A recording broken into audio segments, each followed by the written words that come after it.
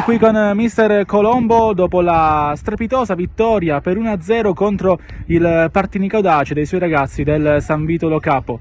Mister, una gara perfetta tatticamente, avete incartato il Partinico-Dace, i suoi migliori interpreti, l'avete risolta con il tap-in di Garcia, però quello che sembrerebbe essere stato davvero decisivo è stata proprio l'organizzazione della vostra squadra, il modo nel quale attaccava le seconde palle e il cuore soprattutto che i suoi ragazzi hanno messo per portare a casa un risultato che alla vigilia sembrava disperato.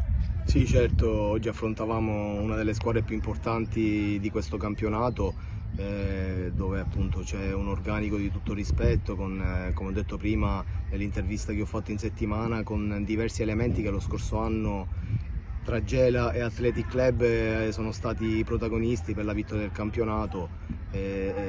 Onestamente abbiamo sofferto nei primi 10-15 minuti, poi siamo usciti fuori e credo che la vittoria sia meritata.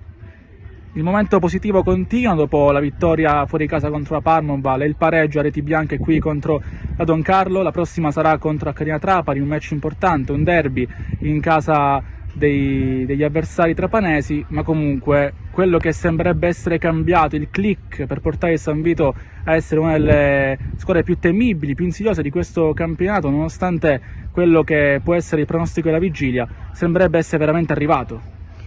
Il San Vito è stato costruito piano piano. Abbiamo inserito alcuni calciatori che abbiamo individuato e adesso siamo quasi al completo, manca un ultimo tassello che inseriremo in settimana. La società mi ha accontentato in tutte le mie richieste e adesso abbiamo una squadra che può giocarsela con tutti.